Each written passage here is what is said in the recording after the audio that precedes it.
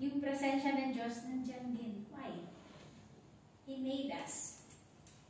Siya yung nag-create sa atin. Nararanasan at nararamdaman niya at yung mga karanasan niya before, nararamdaman niya rin kung anong lungkot meron ka. Nararamdaman niya rin kung anong pighati na meron tayo.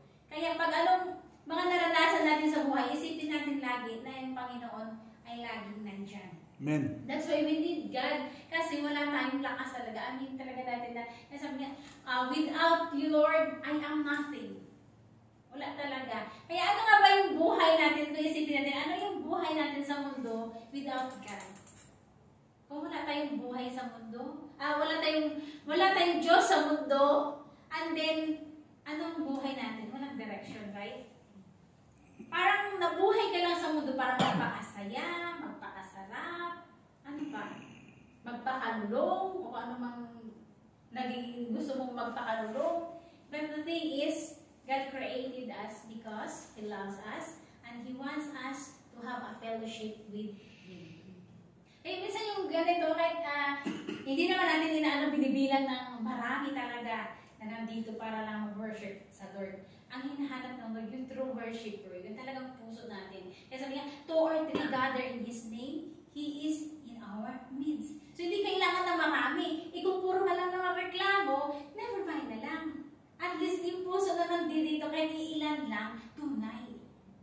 Yun ang kagandahan kasi yun ang mayroong tinatawag na reward sa Lord. At talagang katanggap sa Lord. Mayroong aroma na tinatawag. Pero yung napilitan ka lang na talagang, tapos puros ka naman reklamo. Ayusin muna natin yung puso natin. No? So yun ang kagandahan kasi pag meron tayong Diyos, tayo ay laging lumalapit sa Kanya. Yun ang kagandahan. Meron tayong relationship sa Kanya ng Espiritu na meron sa Panginoon. Kaya sabi dito, ang pangalawa sabi dito, binisita ng Diyos ang tao sa Eden. No? Nagkaroon kasi ng kasalanan before. So kung titignan natin, meron na tayong bahid ng kasalanan. Kaya nakikita natin minsan na even the little baby, no? Sa womb pa lang meron na siyang bahid. Kasi from Adam at Eve, meron na talagang bahid ng kasalanan. So kung titignan natin from the womb para sa mother natin, meron na yun. So kung minsan nakikita natin yung mga baby, marunong na makipag-away, marunong na baby pa lang sila, no? So hindi nila alam yun, pero marunong na sila makipag-away. But nanunurture na lang natin sila na nagiging mabuti silang anak paglaki nila, pag nakilala na rin nila yung Panginoon. Doon na lang natutuwid yung kanilang buhay. So kung titignan natin, it's same dito kay Adam and Eve before, when God created them, binigay sa kanila lahat-lahat. Diba? Pero dumating sa punto na talagang, yung binigay nga dito na, binisita sila ng Diyos kasi nagkasala na sila, ang nangyari doon, nagkaroon na ng guilt, fear, guilt sa kanila. So, pag tayo ay mayroong kasalanan, saan tayo lumalapit? Minsan lumalayo na tayo, di ba? Kasi mayroon na ng guilt. Meron ka ng fear. Kaya ang ginagawa natin, ay dito na lang ako, magdidisco na lang ako. Kasi ayaw ko na lumapit sa parang feeling mo na marami ka na o nahihiya ka na. It's say dito kay Adam Eve for nung sila ay, sabi dito, narinig na yung Panginoon ng Diyos lumakad sa halaman na kulimlim ang araw sa Genesis 3:8, no? Nagtago sila. So natakot sila. So dapat pag mayroon tayong mga ganong karanasan, hindi tayo matakot sa Panginoon. No? Lumapit tayo, mas lalo tayong lumapit pag tayo ay nagkakasala, pag tayo ay nagkakamali. Kaya sabi nga dito, why we need a Savior? Even we, as a preacher o pastor, kailangan din namin ng Savior because we are not perfect. Paano na lang pag wala ka pa ng Diyos? Wala na. Wala na mangyayari sa buhay mo. Wala na direksyon yung buhay natin. So, kaya kailangan talaga natin na tagapagligtas. Amen. At ang pakikipag-isa ay nasira nang nagkasala ang tao.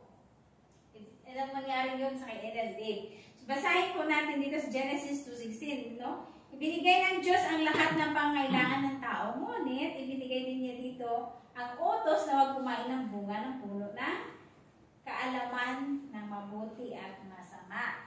Ngunit, sinuway ni Adan at Eva ang utos ng Diyos at sila ay nagkasala. sala. At binisita sila ng Diyos sa Harden, nahiya sila, sinubukang itago ang kanilang sarili sa Diyos. Ang Genesis 3:8. Pagkatapos ay pinalaya sila ng Diyos sa Harden at ang kanilang sasamahan ay nasira.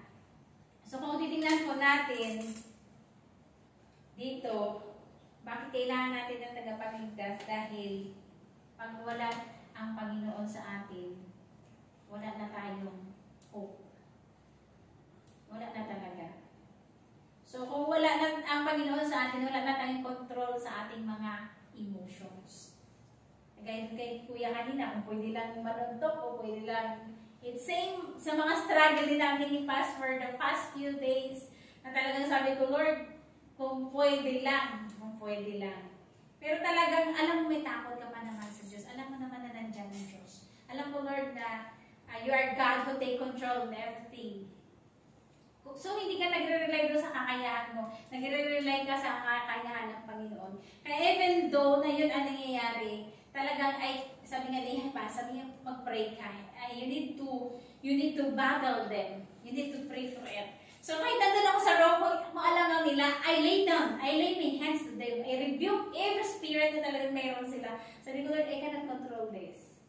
So, talagang, sabi ko nga, yung mga ibabato sa'yo na hindi magaganda, sabi ko, Lord, thank you, you prepare my heart. Kasi hindi na maganda eh. Meron na tinatawag natin personal na mga bagay nila. Hindi naman na sila dapat doon, parang na-overlap na ba.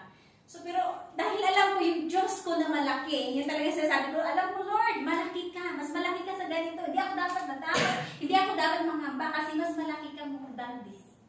Kaya alam ko, sabi ko, I was strong because of you.